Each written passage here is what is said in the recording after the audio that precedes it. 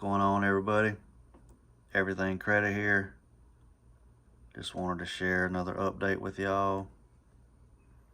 This client just signed up, I believe, about 35 days ago. And yes, we use the mail service and we still get results. 15 items deleted. Their score is up 54 points on Equifax, 57 points on Experian, and 50 points on TransUnion.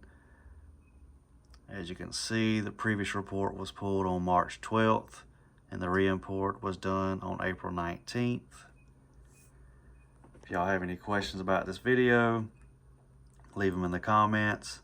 If you would like to sign up for credit repair, I'll leave a link in the description of the video to my website. Just click on sign up for credit repair. Hope y'all have a great day.